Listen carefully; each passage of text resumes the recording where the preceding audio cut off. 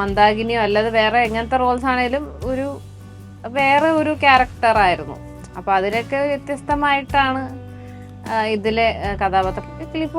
ക്ലീപ്പോളായിട്ട് തന്നെയാണ്.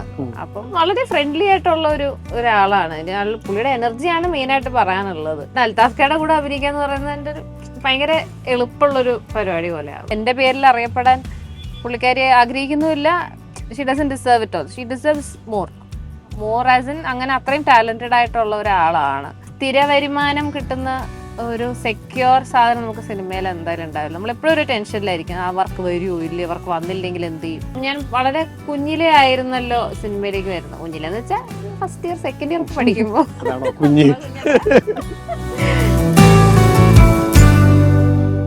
ഇന്നസെന്റ് എന്ന സിനിമയുടെ വിശേഷങ്ങളുമായി നമ്മളോടൊപ്പം ചേരുന്നു അനാർക്കലി പരിക്കാർ ലാൽ. അനാർക്കലി, ഇന്നസെന്റ് എന്ന് പറഞ്ഞ ഒരാളുടെ പേരായിരുന്നു, വളരെ നമുക്ക് അറിയപ്പെട്ട ഒരു നടൻ്റെ പേരായിരുന്നു. പിന്നെ ഇന്നസെന്റ് എന്ന് പറഞ്ഞാൽ അർത്ഥം നിഷ്കളങ്കൻ എന്നുകൂടെയുണ്ട്. എനിക്ക് അനാർക്കലിൻ്റെ മുഖം നോക്കുമ്പോൾ എപ്പോഴും ഭയങ്കര നിഷ്കളഭാവമാണ്. എന്താണ് ഇന്നസെന്റിന്റെ വിശേഷങ്ങൾ എന്തൊക്കെയാണ് പറയുന്നത്? ഇന്നസെന്റ് വിശേഷം എന്താ, 7-ാം തീയതി റിലീസാണ്. എന്താ ഇന്നസെന്റ് ഇതിലും ഒരാളുടെ പേരല്ല, ഉറപ്പായിട്ടും നിഷ്കളങ്കമായ ഒരു നായകൻ. നമ്മുടെ നായകൻ വളരെ നിഷ്കളങ്കമായ ഒരാളാണ്. അപ്പോൾ ആളുടെ കഥയാണ് പറയുന്നത്. ഒരു വൃത്തി പ്രശ്നമുള്ള ഒരാളാണ്. അപ്പോൾ പുള്ളിയുടെ ജീവിതത്തിൽ ഒരു വൃത്തിയായിട്ട് ബന്ധപ്പെട്ട ഒരു കാര്യം സംഭവിക്കുകയും കുറച്ച് മോശം ഇൻസിഡൻസ് ഉണ്ടാവുകയും അതിന് നേരിടുന്ന കുറച്ച് പ്രോസസ്സസ്, അതാണ് കഥ. അപ്പം അത് ഇതുപോലെ ഒരു സെറ്റയറാണ് ബേസിക്കലി. അപ്പം എന്താ പറയുക, സ്ക്രിപ്റ്റ് റൈറ്റർ ഓൾറെഡി മറിമായമൊക്കെ എഴുതിയിട്ടുള്ള ആളാണ്. അപ്പം അങ്ങനത്തെ ഒരു സ്വഭാവം സിനിമയ്ക്കുണ്ട് എന്നാണ് ഒരു വിശേഷമായിട്ട് പറയാനുള്ളത്. നേരത്തെ ചെയ്ത നമുക്കറിയാം വ്യത്യസ്തമായ കുറേ വേഷങ്ങൾ ചെയ്തിട്ടുണ്ട്. നേരത്തെ ഇതുപോലെ അല്ലെങ്കിൽ പോലും ഇതോട് സമാനമായ ചില വേഷങ്ങളൊക്കെ ചെയ്തിട്ടുണ്ട്. എങ്ങനെയാണ് ആ സിനിമയിൽ നിന്നും ഇന്നസെന്റ് എങ്ങനെയാണ് വേറിട്ടേക്കുന്നത്? ഇപ്പൊ അൽത്താഫിന്റെ കൂടെ നേരത്തെ സിനിമയായിരുന്നു. എൻ്റെ വേഷം ഉറപ്പായിട്ട് എപ്പോഴും കിട്ടുന്ന പോലെ തന്നെ ഒരു ബോൾഡ് സ്ത്രീയാണ്. ബോൾഡ് ആൻഡ് ഒരു സർക്കാർ ഉദ്യോഗസ്ഥയാണ്. ഞാനും അൽത്താഫ്ക്കൊക്കെ സർക്കാർ ഉദ്യോഗസ്ഥരാണ്.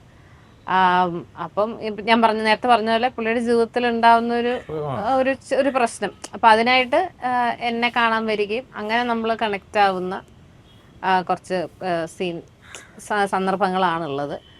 എൻ്റെ ക്യാരക്ടറിന് അങ്ങനെ സർക്കാർ ഉദ്യോഗസ്ഥയാണ്, ഒരു ചെറിയ ആറ്റിറ്റ്യൂഡുള്ള സ്ത്രീയാണ്.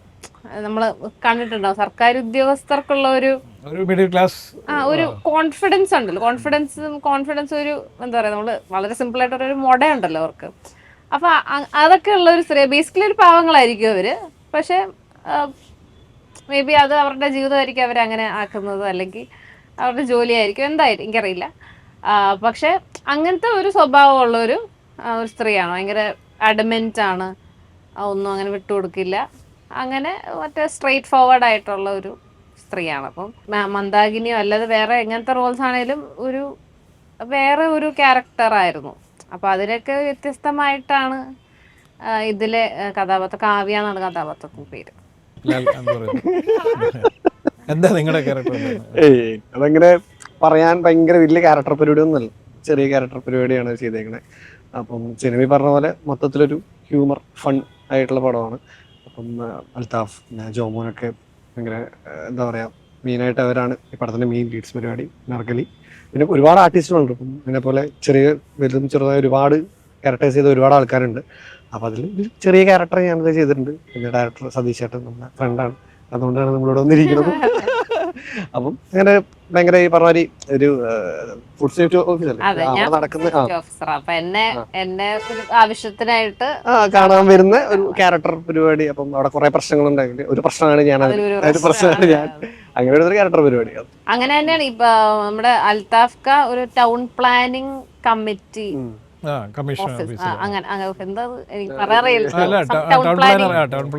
അതാണ്. ഇത് രണ്ടും കാശ് വരുന്നതാണ്. അപ്പം പുള്ളിയും എന്നെ ഇങ്ങനത്തെ ഒരു പ്രശ്നമായിട്ട് കാണാൻ വരുക. അപ്പം അത് വളരെ കോമഡി ആയിട്ട് വളരെ ഹിലേറിയസ് ആയിട്ട് പറഞ്ഞു പോവാണ്. ഈ ചിത്രം നേരത്തെ തന്നെ ശ്രദ്ധിക്കപ്പെട്ടത് കിളിപ്പോൾ നമുക്കറിയാം ആഫ്രിക്കക്കാരനാണ് കിളിപ്പോൾ. ഈ കിളിപ്പോൾ ഇതിൽ അഭിനയിക്കുന്നു എന്ന് പറഞ്ഞുകൊണ്ട് തന്നെ വലിയ ഹൈപ്പ് നേരത്തെ തന്നെ ഉണ്ടായിട്ടുണ്ട്. കിളിപ്പോൾ എങ്ങനെയായാലും വരുന്നത് ഇങ്ങനെ സതീഷോട് ചോദിക്കാൻ സതീഷ് നമ്മുടെ കൂടെ ഇല്ലാത്തതുകൊണ്ട് ചോദിക്കുന്നത്. അത് എനിക്ക് അങ്ങനെ പറയാൻ പറ്റില്ല, അതൊരു സിനിമയുടെ ഒരു അല്ല, പക്ഷെ കിളിപ്പോൾ എന്ന് പറഞ്ഞ ഒരു നമുക്ക് ഒരിക്കലും പ്രതീക്ഷിക്കാത്ത ഒരാളാണല്ലോ വരുന്നത്. അതിന്റെ ഒരു കൗതുകം ഈ സിനിമ അത് സതീഷേട്ടന്റെ ഒരു മാർക്കറ്റിംഗ് തന്ത്രമായിരുന്നു. അത് ആക്ച്വലി പുള്ളിക്ക് ഒരു ഇൻഫ്ലുവൻസറിനെ കാസ്റ്റ് ചെയ്യണം എന്നുണ്ടായിരുന്നു. ഏതെങ്കിലും ഒരു ഹൈലി നോൺ ആയിട്ടുള്ള ഒരു ഇൻഫ്ലുവൻസറിനെ വെക്കണം എന്നായിരുന്നു. അപ്പം എനിക്ക് തോന്നുന്നു പുള്ളി when he thought about it ഏറ്റവും ഇൻഫ്ലുവൻസ്ഡ് ആയിട്ടുള്ള ഒരാളായിരിക്കുമല്ലോ കിളിപ്പോൾ. അത്രയും 10 million പ്ലസ് ഫോളോവേഴ്സ് ഉള്ള ഒരാളാണ്. സോ ഐ തിങ്ക് സംഭവം ഒരു പുള്ളിക്ക് അങ്ങനെ ഒരു കോണ്ടാക്ട് കിട്ടി. അപ്പൊ അങ്ങനെ അത് കിളിപ്പോളിൽ എത്തിയത്. കിളിപ്പോളായിട്ട് തന്നെയാണ്. അപ്പം എന്താ പറയാ, വളരെ ചെറിയൊരു വേഷം, പക്ഷെ നല്ലൊരു ഇമ്പാക്റ്റ് ഉള്ള ഒരു. നമുക്കറിയാം കിളിപ്പോൾ മലയാള പാട്ടുകളൊക്കെ പാടി ഭയങ്കര മലയാളികൾക്കിടയിൽ വലിയ വേരുകളുള്ള ഒരാളാണ്, എല്ലാവർക്കും അറിയാവുന്ന ഒരാളാണ്. നമ്മുടെ നാട്ടിലുള്ള ഒരാളിനെ അറിയുന്നത് പോലെ തന്നെ അറിയാവുന്ന ഒരാളാണ് കിളിപ്പോൾ. അപ്പൊ കിളിപ്പോളിനെ നമ്മൾ അടുത്ത് കണ്ടപ്പോൾ ഉണ്ടായിരുന്നത് അങ്ങനെയാണ്.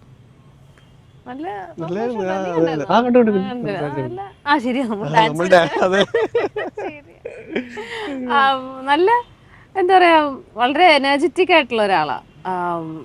ഭയങ്കര ഫുൾ ഓൺ ആണ് എപ്പോഴും. ഞാൻ ഇതിനു മുമ്പ് ഞാൻ ഇന്റർവ്യൂസിൽ പറഞ്ഞതാ, അതായത് ഒരു 10 ദിവസത്തേക്ക് എന്താണ് വന്നത് പുള്ളി. 10 ദിവസം പുള്ളി ഇരുന്നിട്ടില്ല, അങ്ങനെ ഫുൾ ബാക്ക് ടു ബാക്ക് പരിപാടികൾ. അപ്പം എന്താ പറയാ, എന്തൊക്കെയോ പരിപാടികൾ പുള്ളി സതീശേട്ടൻ ഇങ്ങോട്ടൊക്കെ കൊണ്ടുപോകുന്നുണ്ട്. പുള്ളിക്ക് എന്തോ ഇനോഗ്രേഷൻ അത് ഇത് എന്നൊക്കെ പറഞ്ഞിട്ട് ഇങ്ങനെ പറന്ന് നടക്കാം. അപ്പൊ എന്ന് വെച്ചാൽ നമുക്ക് കാണുമ്പോ എന്താ പറയാ, ഒരു ഉറപ്പായിട്ട് നമ്മൾ വിചാരിക്കുന്നില്ല കിളിപ്പോളിനെ കാണാൻ പറ്റുമെന്ന് ഒരിക്കലും വിചാരിക്കുന്നില്ല. ഒരു ഡിഫറെന്റ് അനുഭവമായിരുന്നു. കാര്യം അങ്ങനെ ഒരാളാ അത്. ഇയാളിങ്ങനെ മലയാളം പാട്ടുകളൊക്കെ ഭയങ്കര മലയാളികളെ പോലെ തന്നെ ലിപ്സിംഗ് ഒക്കെ ചെയ്യുന്നു. എനിക്കതിന്റെ എക്സ്പീരിയൻസോ അതൊന്നും എനിക്ക് പറയാൻ അറിയില്ല. പക്ഷെ ഇറ്റ് വാസ് ഡിഫറെന്റ്. നല്ല എന്താ വെച്ചാൽ നമ്മളോട് കമ്മ്യൂണിക്കേറ്റ് ചെയ്യാനാണെങ്കിലും പുള്ളിക്ക് ഇംഗ്ലീഷ് നന്നായിട്ട് അറിയാവുന്നതുകൊണ്ട് സംസാരിക്കാനൊക്കെ നന്നായിട്ട് പറ്റി. അപ്പോൾ പിന്നെ വളരെ ഫ്രണ്ട്ലി ആയിട്ടുള്ള ഒരാളാണ്. പുള്ളിയുടെ എനർജിയാണ് മെയിനായിട്ട് പറയാനുള്ളത്. കാര്യം എല്ലാത്തിനും ഓക്കെ ആയിരുന്നു. എല്ലാത്തിനും ഞാൻ പറഞ്ഞ കുറേ പേരിങ്ങനെ റീലും ഫോട്ടോ അതൊക്കെ ഇങ്ങനെ എടുക്കുന്നുണ്ടായിരുന്നു. അപ്പം ഒരു റെസ്റ്റ് ഇല്ലാത്തൊരു സമയമായിരുന്നു പുള്ളിക്ക്. സ്റ്റിൽ ആ ഒരു എനർജി കീപ്പപ്പ് ചെയ്യാൻ ആള് മാക്സിമം ശ്രമിച്ചിട്ടുണ്ടായിരുന്നു. ഈ അൽത്താഫിനെ കുറിച്ച് തന്നെ പറയാം. അൽത്താഫിന്റെ കൂടെ രണ്ടാമത്തെ സിനിമയല്ലേ? അപ്പം അൽത്താഫുമായിട്ടുള്ളൊരു എങ്ങനെയാണ് ഒരു കെമിസ്ട്രി എങ്ങനെയാണ്? കാരണം എനിക്കൊന്നും മന്ദാകിനി ചെയ്യുമ്പോ എനിക്ക് അൽത്താഫ്ക്കെ ജസ്റ്റ് അറിയുന്നേ ഉണ്ടാവുള്ളൂ. പക്ഷെ നമ്മൾ പതുക്കെ ഇവോൾവ് ചെയ്ത് ഭയങ്കര ബെസ്റ്റ് ഫ്രണ്ട്സ് ആയിട്ടുണ്ട് ഇപ്പൊ തന്നെ. അതുകൊണ്ട് അൽത്താഫ്ക്കയുടെ കൂടെ അഭിനയിക്കാന്ന് പറയുന്നത് എൻ്റെ ഒരു ഭയങ്കര എളുപ്പമുള്ളൊരു പരിപാടി പോലെയാണ്. അപ്പൊ നമുക്ക് നമ്മൾ അത്രയും സിങ്കാണ്, നമ്മളത്രയും അറിയാം, നമ്മളത്രയും കമ്പനിയാണ്. അപ്പം നല്ലായിരുന്നു. എന്ന് വെച്ചാ എന്താ, നമ്മള് ഒരു കൂട്ടുകാരന്റെ ഒപ്പം അഭിനയിക്കുന്ന പോലെ അങ്ങനെയുള്ളൂ. അൽത്താഫ് ഒരു ഡയറക്ടർ കൂടി ആയതുകൊണ്ട് നമുക്ക് കുറച്ചും കൂടി ഈസി ആവില്ലേ? കുറച്ചുകൂടെ എന്ന് വെച്ചാൽ ഒരു ജഡ്ജ്മെന്റ് നമുക്ക് കിട്ടുമല്ലോ. അതാണ് എൻ്റെ ഒരു ഗുണം എന്ന് ഞാൻ വിചാരിക്കുന്നത്. കാര്യം മന്ദാകിനിയിൽ നിന്നും ഇത് ചെയ്യുമ്പം ഉറപ്പായിട്ടും കുറച്ച് ഇമ്പ്രൂവ്മെന്റ്സ് നമുക്ക് തന്നെ ഉണ്ടാവും. അപ്പം അത് പോയിന്റ് ഔട്ട് ചെയ്യാനും ഒക്കെ പുള്ളി എപ്പോഴും നന്നായിട്ട് ചെയ്തു, പണ്ടത്തെക്കാൾ നന്നായിട്ട് ചെയ്തിട്ടുണ്ടല്ലോ എന്നൊക്കെ പറയാം. അപ്പം ഒരു ഡയറക്ടർ അങ്ങനത്തെ ഒരു കോംപ്ലിമെന്റ് പറയുമ്പോൾ നമുക്കത് വലിയൊരു ധൈര്യമാണ്. ഇപ്പോൾ ആനന്ദം വന്നിട്ട് 9 വർഷം കഴിഞ്ഞു. ശരിക്കും സിനിമ ഷൂട്ടിംഗ് കഴിഞ്ഞ് 10 വർഷമായി. 10 വർഷം. ഈ 10 വർഷം എന്ന് പറഞ്ഞാൽ ശരിക്കും പറഞ്ഞാൽ നല്ല കാലയളവാണ്. ഈ 10 വർഷത്തിനിടയിൽ വളരെ ലിമിറ്റഡ് സിനിമകളെ ആ 10 വർഷത്തേക്കുള്ള സിനിമയും ചെയ്തിട്ടില്ല ആർക്കെങ്കിലും. വളരെ ശ്രദ്ധിച്ചും ഒക്കെയാണ് ചെയ്യുന്നത്. അപ്പം അത് മനഃപൂർവ്വമാണോ അല്ലെങ്കിൽ? മനഃപൂർവ്വമാണ്. ഇനീഷ്യലി എനിക്ക് എന്താ പറയാ, ഇനീഷ്യലി അങ്ങനെ ഭയങ്കര പടങ്ങളൊന്നും അങ്ങനെ വന്നിട്ടുണ്ട്. പക്ഷെ എനിക്ക് ആൾക്കാർ ശ്രദ്ധിക്കുന്ന സിനിമകൾ തന്നെ വേണം. ഇപ്പം നമ്മളെ അറിയാതെ എത്ര സിനിമകൾ പോകുന്നു, അങ്ങനത്തെ ഇഷ്ടംപോലെ സിനിമകൾ വന്നിട്ടുണ്ട്. പക്ഷെ ചിലപ്പോൾ നമുക്കത് കിട്ടും ഇങ്ങനെ, ഓക്കെ ഇത് ചിലപ്പോൾ ഒന്നും അങ്ങനെ അറിയപ്പെടാൻ ചാൻസ് ഇല്ല. അപ്പം അങ്ങനത്തെ സിനിമകൾ മാക്സിമം ഒഴിവാക്കിയിട്ടുണ്ട്. പിന്നെ അങ്ങനത്തെ നല്ല പടങ്ങൾ ആക്ച്വലി കുറവാണ് വന്നിരിക്കുന്നത്. അപ്പോൾ പക്ഷെ നല്ല പടങ്ങൾ വന്നപ്പോഴൊക്കെ ചെയ്തിട്ടുമുണ്ട്. അതുകൊണ്ടാണ് അത് മനഃപൂർവ്വമാണോ എന്ന് ചോദിച്ചാൽ ഒരു പരിധി വരെ മനഃപൂർവ്വം തന്നെയായിരുന്നു. എല്ലാം ചെയ്യണ്ട പതുക്കെ കാര്യം എനിക്ക് ഞാൻ വളരെ കുഞ്ഞിലേ ആയിരുന്നല്ലോ സിനിമയിലേക്ക് വരുന്നത്. കുഞ്ഞിലെന്ന് വെച്ചാൽ ഫസ്റ്റ് ഇയർ സെക്കൻഡ് ഇയർ പഠിക്കുമ്പോൾ സെക്കൻഡ് ഇയർ പഠിക്കുമ്പോഴാണ് കുഞ്ഞിലേ അറിയുന്ന ഒരാളാണ് ഞാൻ.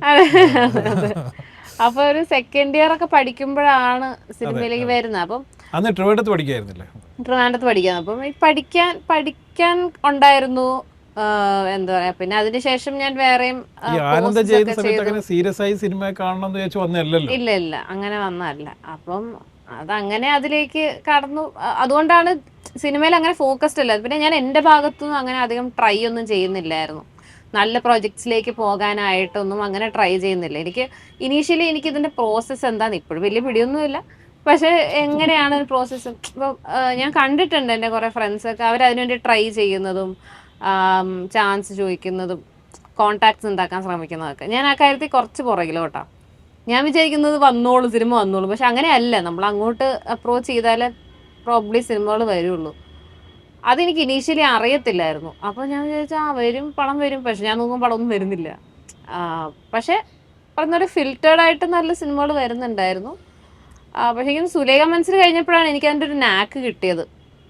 എങ്ങനെ നമ്മൾ അപ്രോച്ച് ചെയ്യണം, അല്ലെങ്കിൽ എങ്ങനെയാണ് അടുത്തൊരു പടം പ്രോബ്ലി കിട്ടാൻ ചാൻസ് എന്നൊക്കെ ഉള്ളത്. പക്ഷെ ഇപ്പോഴത്തെ എൻ്റെ ഒരു ജേർണിയിൽ ഞാൻ ഓക്കെ ആണ്. എന്നുവെച്ചാൽ ഒരു ആദ്യത്തെ ഒരു ഫേസിൽ എനിക്ക് എൻ്റെ കോളേജ് ലൈഫും അതും ഇതൊക്കെ എൻജോയ് ചെയ്യാൻ പറ്റി. ഇപ്പോൾ ആണെങ്കിലും കുറച്ച് സിനിമയിലൊക്കെ തന്നെ ഫോക്കസ് ചെയ്ത് എന്നാൽ അങ്ങനെ ഭയങ്കരമായിട്ട് സിനിമയിൽ ഉണ്ടോ എന്ന് ചോദിച്ചാൽ ഇല്ല എന്ന് തന്നെ പറയാം. Somewhere in the middle. ഉണ്ടോ എന്ന് ചോദിച്ചാൽ ഉണ്ട്, എന്നാൽ ഇല്ല എന്ന് ചോദിച്ചാൽ ഇല്ല. ഇടയ്ക്കിടയ്ക്ക് ഇങ്ങനെ വന്നു പോകുന്ന ഒരാളായിട്ട് തന്നെ എസ്റ്റാബ്ലിഷ് ചെയ്യാനാണ് ഞാനും ആഗ്രഹിക്കുന്നത്. And I M okay with it. ഞാൻ അമ്മയോട് ഞാനൊരു അഭിമുഖത്തിൽ ചോദിച്ചിട്ടുണ്ടായിരുന്നു. അപ്പോൾ എന്നോട് പറഞ്ഞു, ഞാൻ അനാർക്കലീൻ്റെ അമ്മ എന്നുള്ള പേരിൽ അറിയപ്പെടാനല്ല, കുറച്ചും കൂടി സ്വതന്ത്രമായിട്ട് അറിയപ്പെടാനാണ്. അപ്പൊ അമ്മ ഇപ്പൊ തിരക്കുള്ള നടിയായി മാറിയിട്ടുണ്ട്. അപ്രതീക്ഷിതമായി സിനിമ ലൊക്കേഷനിൽ വരികയും പിന്നീട് ചെറിയ ചെറിയ റോളുകൾ ചെയ്ത് അമ്മയും തിരക്കുള്ള ആളായി മാറിയിട്ടുണ്ട്. എങ്ങനെയാ അമ്മയെ വിലയിരുത്തുന്നത്? അമ്മയിലെ ആർട്ടിസ്റ്റിനെ എങ്ങനെ വിലയിരുത്തുന്നത്? ഉമ്മ ഇങ്ങനെ ഭയങ്കര ബിസി ആയിട്ടിരിക്കാൻ ഭയങ്കര ഇഷ്ടമുള്ള ആളാ.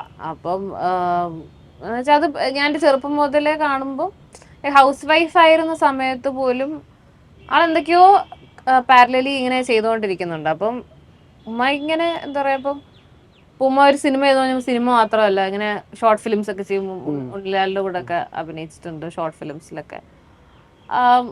I think she just wants to explore acting, അല്ലെങ്കിൽ അത് ചെയ്യണം, ആൾക്കാരെ മീറ്റ് ചെയ്യണം. അതങ്ങനെ ചെയ്തു. ഇങ്ങനെ എന്താ പറയുക, അത് ഏത് മീഡിയം ആവണമെന്നില്ല. ഉമ്മ ഇടയ്ക്ക് ആക്ച്വലി ഒരു സീരിയൽ ഒക്കെ ചെയ്യാൻ പോയായിരുന്നു.